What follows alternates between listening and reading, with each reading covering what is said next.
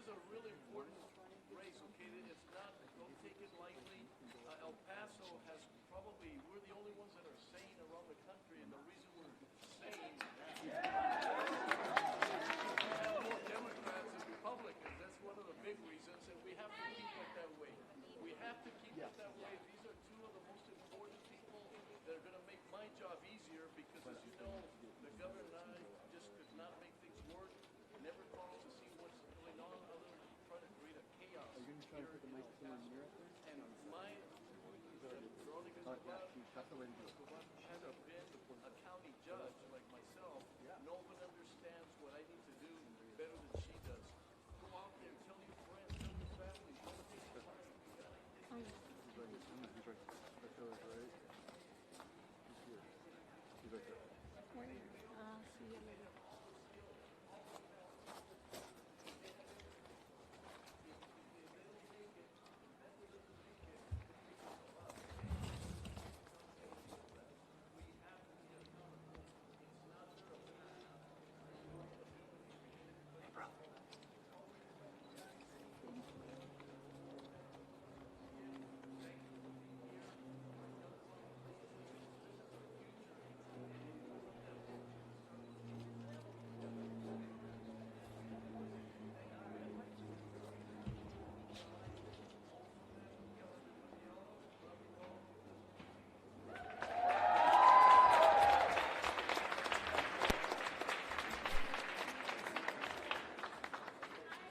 Once again, thank you all for being here.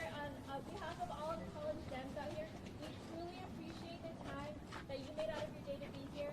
My name is Alyssa Martinez, and I'm up here today because I believe in the power of democracy holds when we cast our ballot. I choose not to be silenced and give my voice to the representatives who will truly support us. The basis of voting is to empower the policies and concerns that you all care about. Yet, we live in a time where the power of our democracy is under attack by those who wish to suppress youth voting rights. Yet, we're here today gathered to go ahead and move and push Texas forward. Today is an event given to give our Democratic officials a place to come and speak to you all, but what is unique about today is that they're speaking to us, youth voters on campus, and that's because our demographic is the least who go up there and go to the voting station, and so we need to overturn that. We need to take our power back.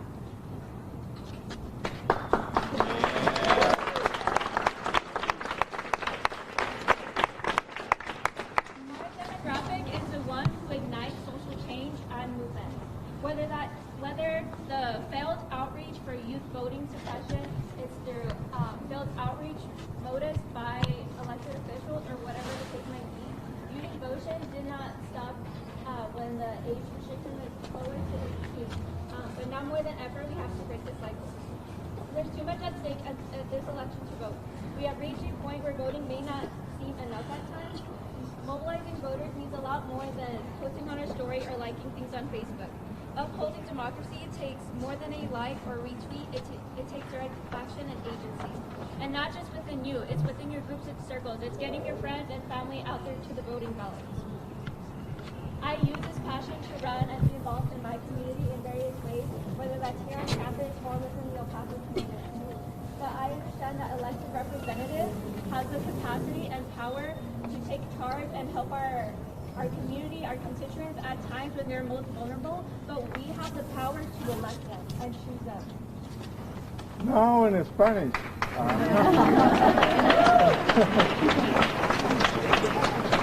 People vote also and they don't speak English, they vote for Veronica. Here with you guys. When you cast your ballot, you're more than just another vote.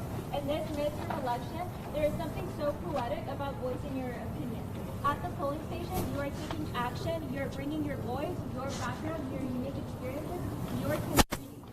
The ballot itself is not just a submission for representatives, but a vow for the revival of democracy as a whole.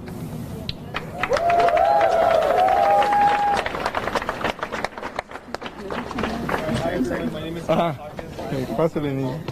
Excuse me. I'm a senior. I do student government and I'm involved with our college College Democrats chapter here on campus, so I'm excited to see all of you here to engage and meet with your candidates on the ballot this year.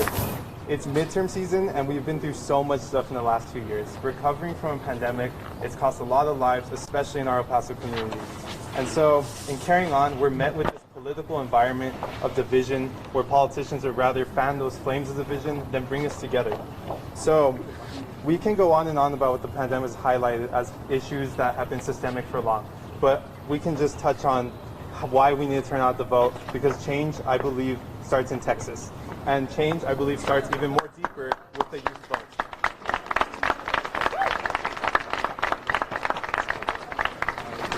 There's so many reasons to go out and vote. There's so much at stake in these elections, yet Texas continues to throw obstacles in our way. Voter suppression is a reality that many people face and discourages many voters, especially like us youth voters, to go out and vote. We have no same-day voter registration, limited mail-in ballots, and half of our universities don't even have on-site polling locations to begin with. You can't even use your student IDs to use as a voting ID.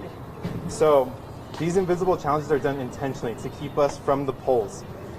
They want to keep voter representation disproportionate. You not voting is exactly what conservatives want. They want us to remain out of power alongside with their outdated policies. It's easier for younger generations like us to shy away and not show up at all. But older generations have been showing up for years at the polls.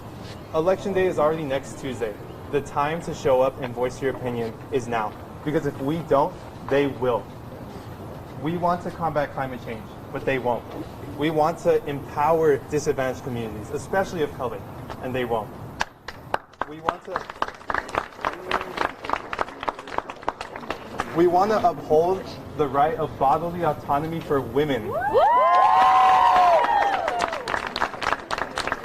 the rights for LGBTQ individuals. But they won't. And sadly, all we ask is for simple civility and humanity. And at this day and age, they sadly won't. We as youth voters can't let that happen. The difference happens at the ballot box. We as young voters can't make it easy for older generations to dictate the future of Texas or America by not showing up this year. We can be the generation that saves democracy. The only way we actually lose is when we convince ourselves and behave as if we don't have any agency or power at all. The next pages of history are already being written. Do you want to sit back and wait to read it? Or do you want to pick up the pen and help write it? Yeah. Thank you.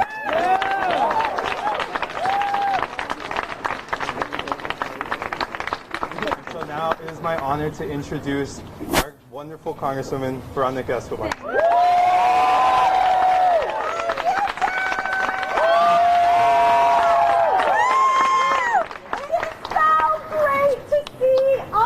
Beautiful faces. Thank you for coming out. A round of applause for college Democrats at UTEP.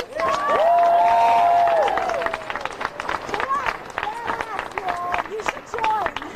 Be a part of their movement. Participate with them. They are great, great leaders, and they need you. We need you.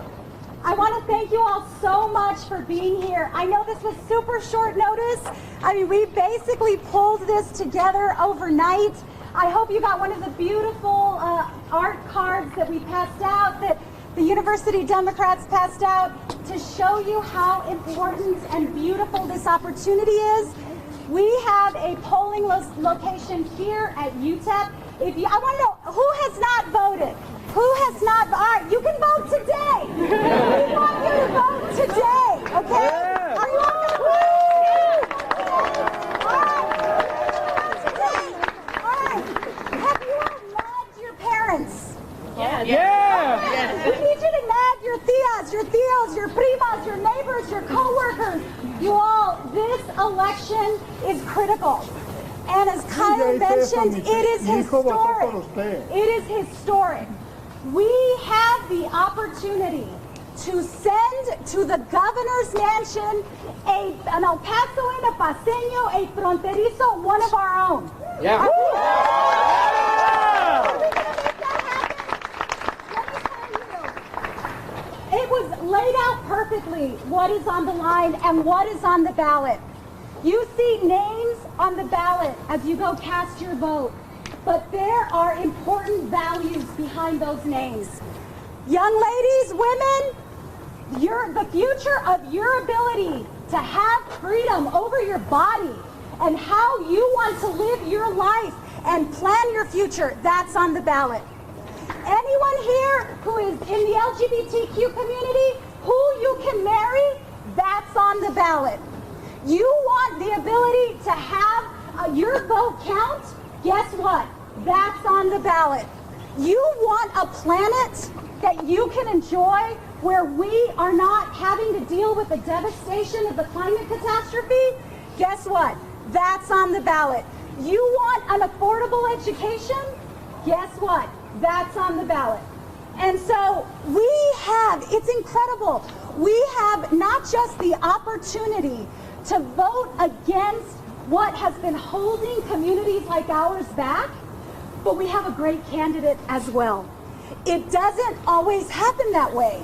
When you have something not just to vote against, but you have someone who gives you hope and inspiration to vote for. Someone who doesn't just know our heart and our values, but he lives them, he exhibits them, and he will govern with them. We have had enough of the political stunts. We have had enough of being used as a community, as somebody else's political prop. We are one of the most beautiful communities in the country. We are a community of goodwill. We are a community of love. We are a community of compassion. We are a community of hope. We are a community of optimism. We are a community of hard work. And God damn it, our governor should reflect that.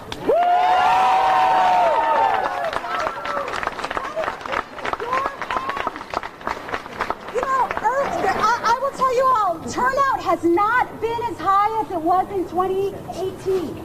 Okay, the last midterm. We can still change that. We have the ability to change that.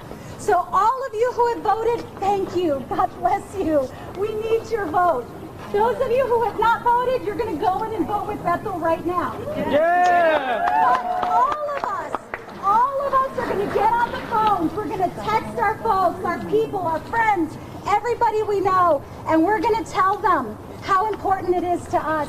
You need to tell everybody you love how important this election is to you, because it will be all of you who will be most impacted by the outcome of this election. So let's use these closing days as a great opportunity to not just change the course of history, but to usher in a new historical era that all of us deserve and want and will fight for.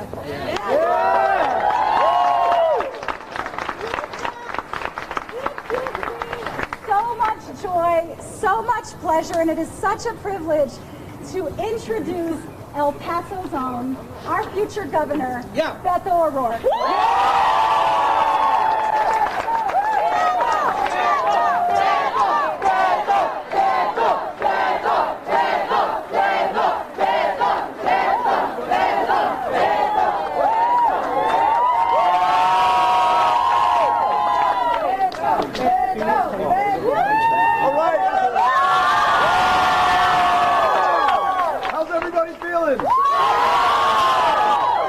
That already sounds like we're winning. Hey, let's hear it for one of the most passionate, eloquent, intelligent members of Congress anywhere in America, not just in Texas. I served in that institution for 6 years. Veronica Escobar stands shoulders above every other member of Congress there, and makes me so proud to be an El Pasoan and to be voting for her right now when I walk. These amazing college gems. Let's hear it for Alyssa and the team right here. Good job. Thank you all for welcoming us back. We just flew in from San Antonio. Yesterday, I was in McAllen. I was in Laredo at Texas A&M International University, Tammy U in Laredo, where we had a gathering just like this. And Cynthia, I think we had 286 students there vote with us. So we're going to have to add a few more to the group that we have here. Make sure, as we're wrapping up, you're texting your classmates, your friends, your neighbors, everybody in your life, and make sure that they vote with us here today. This is the second to last day we have to vote during early voting, tomorrow being the last. But to touch down in El Paso and to breathe this beautiful desert air and to be home again with my wife Amy and my mom Melissa means the world to me. And we're back here to do the same thing that I'm asking you to do, and that is to vote. And that is to vote to change this state for the better. And the fact that you are here, given all the other pressing issues in your life, given everything that we're up against, and the Congresswoman and some of the members of College Democrats described the challenges we face. We lead the nation in the number of school shootings. Gun violence, the leading cause of death for children and teenagers. So be thinking about your younger brothers and sisters and what they face in these classrooms in El Paso right now. 23 weeks after 19 children and their 2 teachers were slaughtered in their classroom in Uvalde, Texas on the 24th of May, 2022. In 23 weeks, our governor has not done a single thing to make it any less likely that that happens to any other child in any other classroom in any other part of the state of Texas. 4 years since the shooting here at Walmart that took the lives of 23 of our friends, our neighbors, and our family members. And the only thing the governor has done since then is to make it easier for those who should never have a firearm to carry them on our streets, with none of us the wiser or the safer for it. That's why homicides in this state are up 50% right now. In Uvalde yesterday, we had a rally just like this at one of the early voting locations. And then we went over to the Uvalde City Cemetery to celebrate Dia de los Muertos with the families who lost those 21 loved ones. And it was just amazing to me, the creativity, the joy there even, the celebration of family, but the extraordinary tragic sense of loss. And people saying, why am I making ofrendas to my 10-year-old daughter? No good reason that she should have had to be up against somebody with an AR-15, a weapon originally designed for use in war and combat to kill an enemy soldier at 500 yards. She was 5 feet from that gunman. Her parents had to identify her by the shoes that she was wearing, which was part of the altar that we saw yesterday. You meet those families and you see their leadership. And we would all forgive them if they never wanted to show their face in public again, if they didn't want to be part of the political process. But they are, and they are knowing full well they'll never get their kids back. But they're doing it for our kids and for our younger brothers and sisters and for every child in every classroom in the state of Texas. Knowing that much, this decision before us is crystal clear. We re-elect Greg Abbott, and there will be more school shootings. There'll be more massacres like the one that we saw here in El Paso in 2019. More senseless, tragic loss of life. The Congresswoman mentioned bodily autonomy. We have the most extreme abortion ban in America. It begins at conception. There is no exception for rape. There's no exception for incest. And effectively, functionally, there's no exception for the life of the woman or the mother involved. I know this because I've listened to women who were turned back from doctors and said, you know what, you're not close enough to death's door yet. Come back when you are, and then we can save your life if you're still alive. We lead the nation in an epidemic of maternal mortality, 3 times as deadly for black women in the state of Texas right now. That's because when you foreclose every opportunity for a woman to get a safe, legal abortion, you're also foreclosing almost every opportunity to get a cervical cancer screening, see a family planning provider, or see a doctor of any kind in the least insured state in America. You think about our school teachers who already sacrificed the best years of their lives for our kids in those classrooms, who are now being asked to stand in the way of an active shooter who walks in that door at their school. They're so underpaid in Texas and in El Paso, they work 2 or 3 jobs to make ends meet. Retired teachers haven't seen a cost of living adjustment in 18 years. Think about how much costs and prices have gone up just in this last year. What are we doing to those who work the hardest jobs at one of the toughest times imaginable? And in this democracy that we heard about, that is under attack here in Texas, unlike any other state in the union. It is harder to cast your ballot in Texas, harder to get your name on the rolls to be registered to vote in this state than it is anywhere else in this country today. Case in point, 95-year-old World War II veteran in March of this year, just trying to vote in the March primaries, had his ballot by mail request rejected not once, but 3 times. And think about it. This guy, at the age of 17, landing on that beach in Normandy in France, fighting fascism half a world away to defend democracy here at home. There's no one among us who's more earned the right to vote than he has, but in this state, he can't right now. But against all of those challenges are all of us, doing all we can with what we have, where we are, right here at the center of the universe, as far as I'm concerned, El Paso, Texas. And it's the young people among us, as it has always been in American history, who are going to come through. You think about every moment of truth, every major turning point in this country's history. It hasn't been old fogies like me. I just turned 50 in September. It's been young people like you who have answered the call. I mentioned that 95-year-old World War II veteran, 17 years old, when he's landing at that beach in Normandy going up against Nazi machine gun nests. You think about those Union soldiers who decided the issue whether one American could own another American as property in this country, finally settling it at that courthouse in Appomattox in 1865, or those civil and voting rights marchers and activists who willingly risked their lives and sometimes gave them in the 1950s and the 1960s just to make sure that all of us, regardless of race or ethnicity, could be treated equally under the law and have the right to vote. All of them young. And so now it turns to you in the year 2022 with the future and the fortune and the fate of the state of Texas hanging in the balance. No pressure, but this is on you. And it's not just on you to vote, as important as that is. It is on you to bring in your friends and your family members and your classmates and your colleagues and your neighbors and the folks that you follow on social media and who follow you on social media.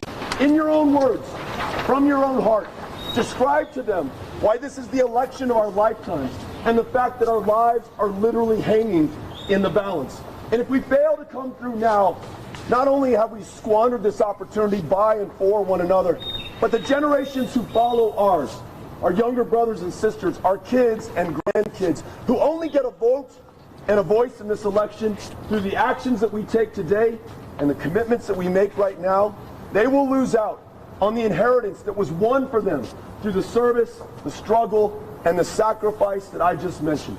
We are the heirs to all of that. And what we do with that will determine our future and define us in the eyes of our kids forever going forward. And then there's this. It's some pretty profound, poetic political justice if the very people who are targeted for voter suppression, voter intimidation, who've been drawn out literally from this democracy, all of us work together to bring in. And they form the margin of victory on election night, when the Congresswoman and I celebrate with all of you right here in El Paso, November 8th, this next Tuesday. And when we do that, here are the things that we're going to be able to accomplish together. Every Texas woman making her own decisions about her own body, her own future, and her own health.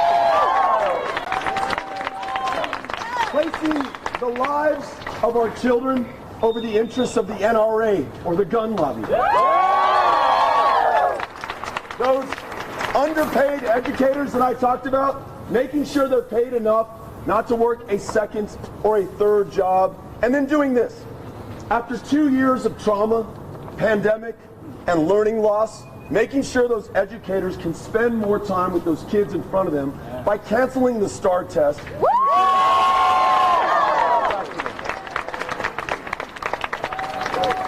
Doing common sense, bipartisan things like expanding Medicaid so we're no longer 51st in the nation.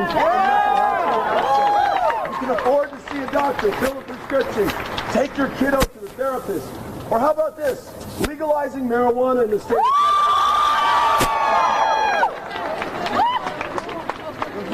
I knew there was a small chance you all would like that one. But we got to go a step further.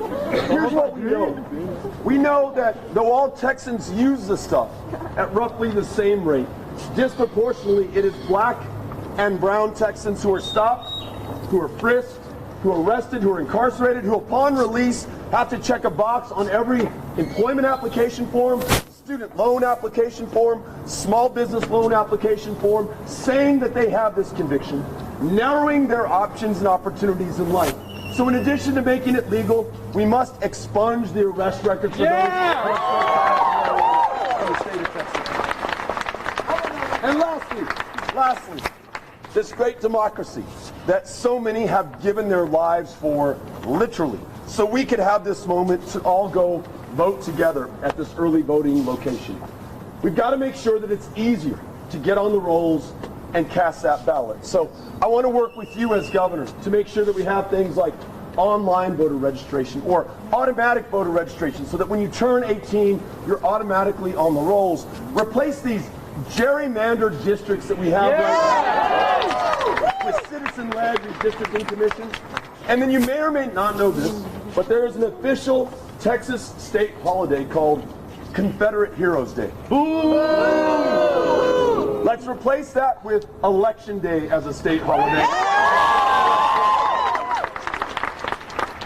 We do this, and we will live up to our potential, and we will fulfill our promise together. And those kids, the next generation, looking at us right now, who only have a vote through the actions that we take, they're going to be so proud of the work that we did, the commitments we made, and the way that we met this moment by overcoming these challenges and doing it together. And wouldn't it be wonderful if all of that were led right here in El Paso? You all with me? You all ready to win these elections? All right. Well, I want to thank Congresswoman Escobar, the college Democrats, and all of you for making this possible. Amy, my mom, and I are all going to go in and vote right now. Anyone who has not yet voted, we encourage you to join us, and then we're going to come back out, if it's okay with the Congresswoman, and take some pictures with anybody who would like to. And promise me this, if we take pictures together, post these immediately before you leave here, and tell your friends and those who follow you why you voted today, why this election is so important. You are going to break through with the people you know far better than I ever will. Thank you, El Paso.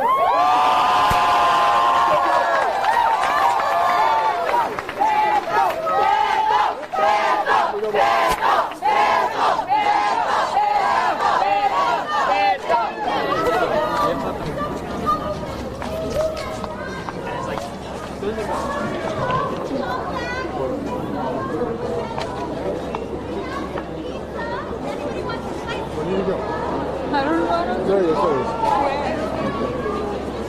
Where is he? Thanks a lot, actually.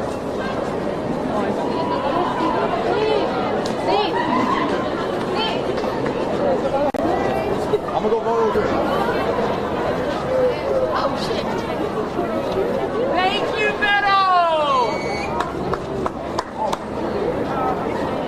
Move, people, move!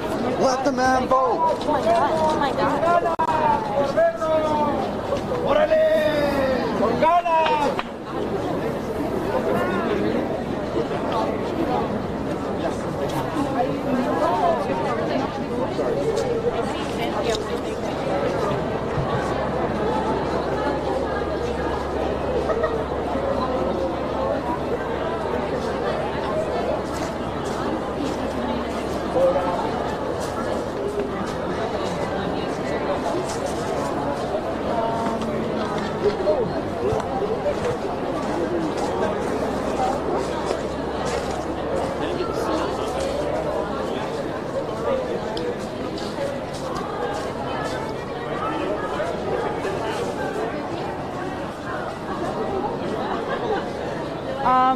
So I'm telling them straight live because there's no way I'm sending a vote out right now. Okay. Well, you're still hot, so hold on. He's going to come back here to gaggle. Okay, perfect. Thank you so much, Chris. Yeah, hold on to that. Let me get my IFB.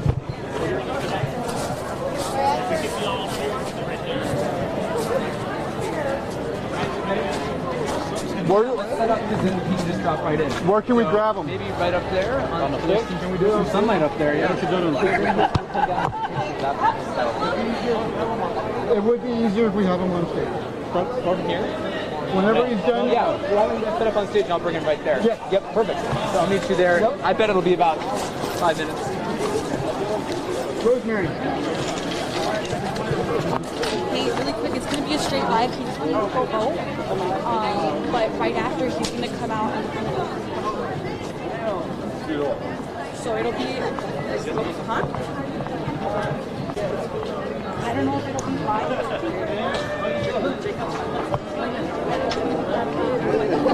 Excuse me. It's a whole press corps coming up here. We'll hit him right here. Boom.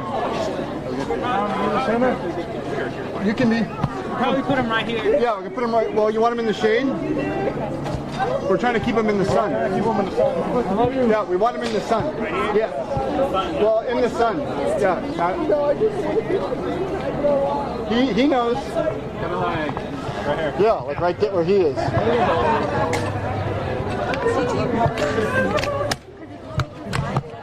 Let's go ahead. Like I won't be coming out. Let's take a real picture.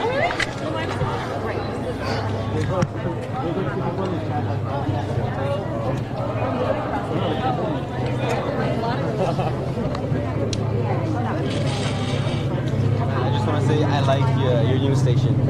Oh, thank you. Yeah, it's pretty good. It's really good. Oh, okay. I didn't know that.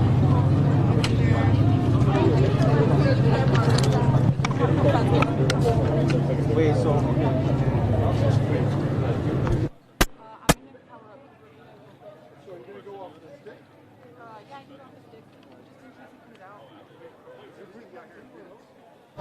Okay, if that happens, they're just gonna take him us asking him questions. All right, then you're gonna have to get in front of these guys with the meek.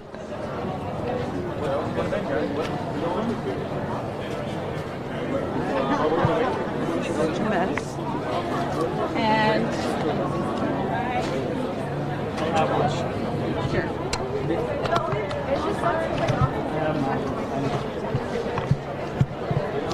Here, let's do Just one. Let's do this, Sean. If he's still not out when we're doing the live, just show like this. I don't know where you want me to stand.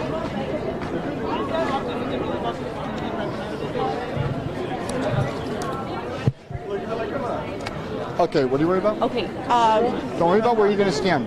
What are you worried? I'll take care of that. For the live right now, like show them. Yeah. Okay. I mean, you gotta remember, you're gonna be backlit like crazy. So I'm not worried about that. What I'm worried about now is when he comes out. Are you going to ask him questions live on air? Yes. If that lends itself? They'll take us live. Okay. Yeah. Understand that there's other cameras here too, and they might want to. I'm just saying, we just got to be prepared for. So if that's what they want to do, then I would. Well, that's what Emma told me. She was like, we'll do a live look at this, him answering questions instead of me talking. You know what I mean? Yeah. Sorry. Either way, it sounds like we're taking hit. We're not going to go live until he's here. No, we're going live for the noon. Like I just talked to Emma. Then you can stay. You could stay right. I can't move tomorrow. No. So you can stay right here. Can you guys go to that wall and you'll be part of the shot, actually. So if you want to stay there and then hold the signs, it's for our noon live. Do you want to be right behind you? Yeah, kind of like, there you go. Thanks, guys. And then that way, if he comes, then I can just... Yeah. Because he's coming. Yes. But it might be a minute or 3 or 5 or 9 minutes and 16 seconds.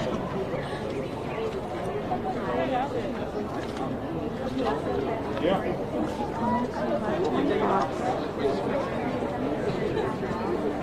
From Beto.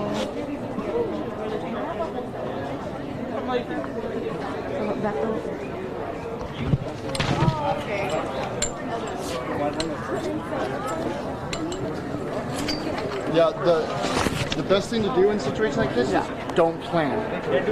Well, no, but Yeah, you can't. they're planning. Yeah. But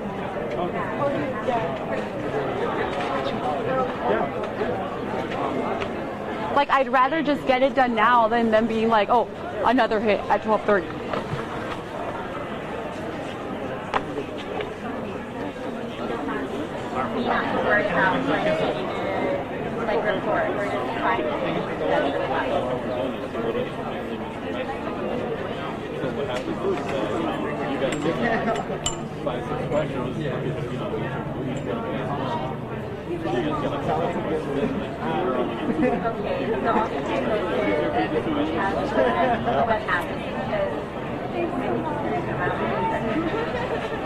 Excuse me, is this going to be live? Or Yes. is it Yes, it'll be live. Thank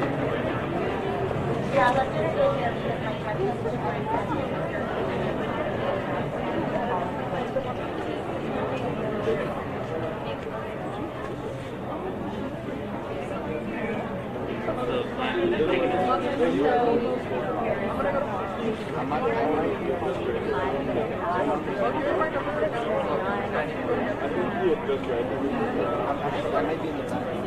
Yeah, I mean, I guess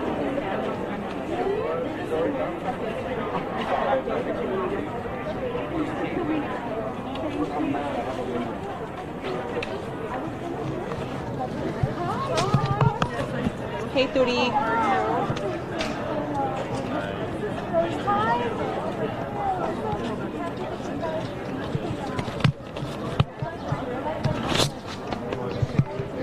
Well, we just read from it.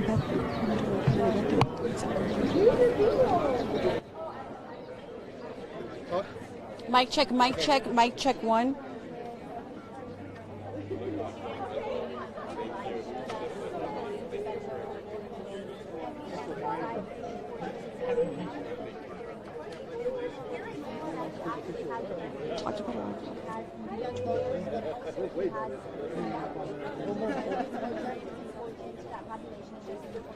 This guy will come and go. We'll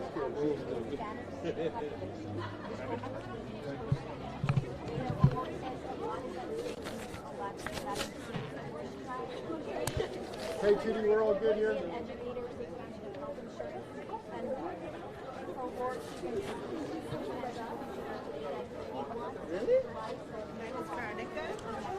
Okay, we might get just a heads up. We might get Beto out here ahead of that live, and if that's the case, we'll just take him straight live. Copy? See? What happened? I said. Oh, hold on. Yes. Yes. You don't? Okay, I don't think he's going to come out. He's still in there.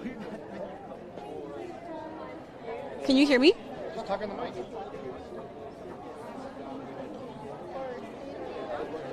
Just have him cue the mic. I don't know if they're talking to me or someone else.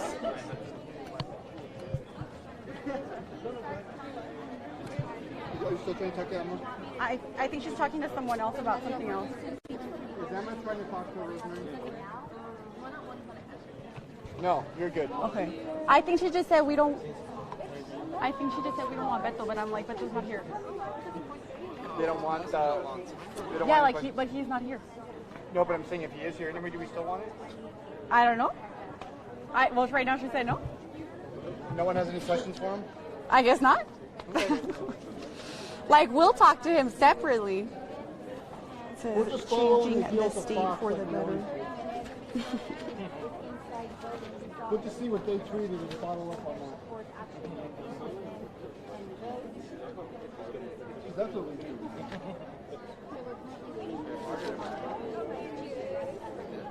What's the news of the day? What do you want to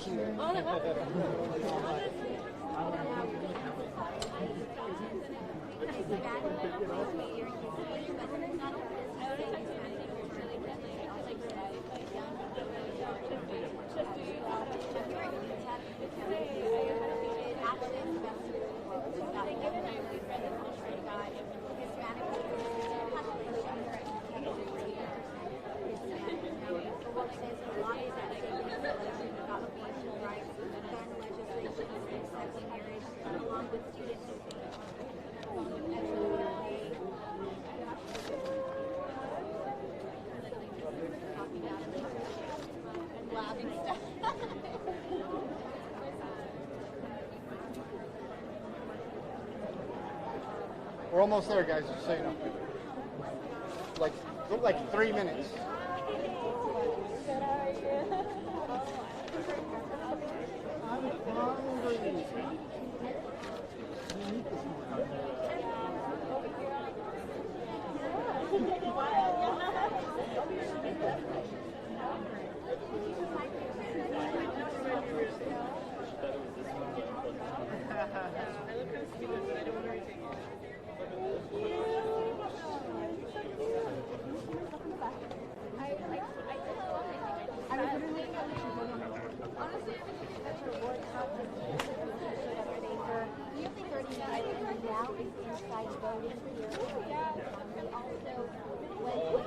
That's right, Rural. That campaign rally wrapped up just a few minutes ago. We heard from several speakers right here outside, right here at the UTEP campus, including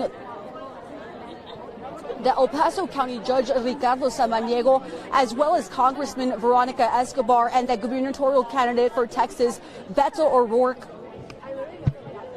Now, it's important to note there are still hundreds of people waiting to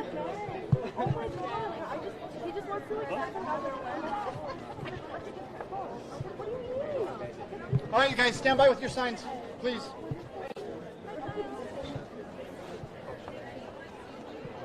Take a step back, Rosemary. You want to come here?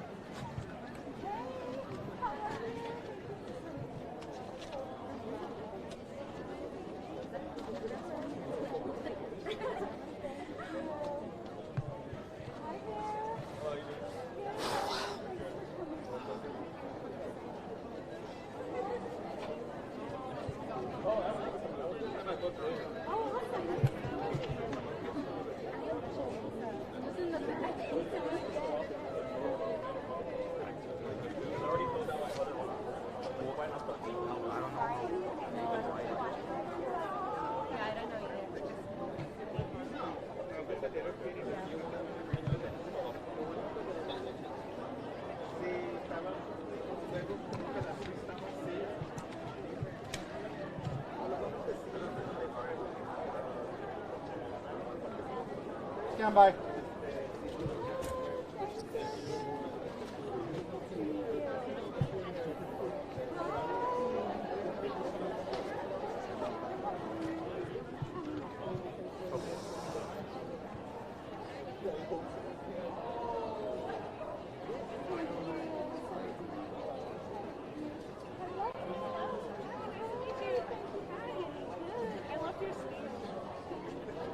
Stand by.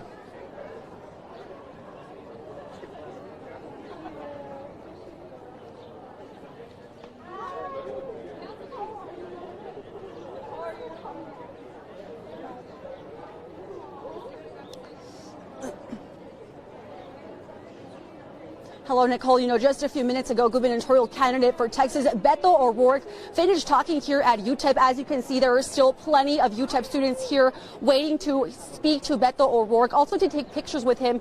But let's talk a little bit about the atmosphere. There were hundreds of UTEP students gathered here today, and as well as young adults to hear him speak. We also heard from El Paso County Judge Ricardo Samaniego and Congressman Veronica Escobar. And of course, we heard from candidate Beto O'Rourke making his final plea with voters, telling them and encouraging them to go out and vote on the final days of early voting.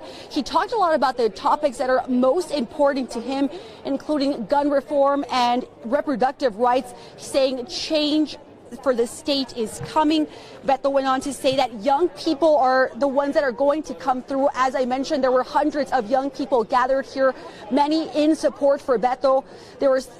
O'Rourke went on to say that under Abbott, shootings and massacres are going to continue. Now, it's important to note that Beto O'Rourke finished talking about 10 minutes ago. He went inside to go vote along with his mom and his wife, Amy, and he will be talking to us in the next few minutes. Of course, we'll continue to update you on this very changing situation. For now, reporting at the UTEP campus, Rosemary Montañez, ABC 7.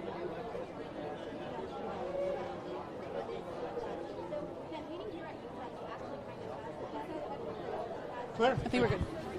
Thank you. That was not a good night. Here he comes. Really? Yeah. You still want to keep streaming? Yeah, let's keep streaming. Yeah. That was not a fun live for me. Hi, can you do that?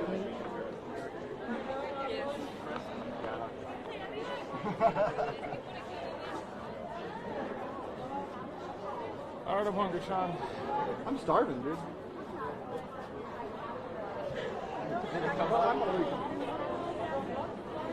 Ever since the whole COVID thing, I've been kind of like on a survival mode. Actually, probably since Walmart. I've been on survival mode. I don't eat, I spend too much money. Completely the opposite.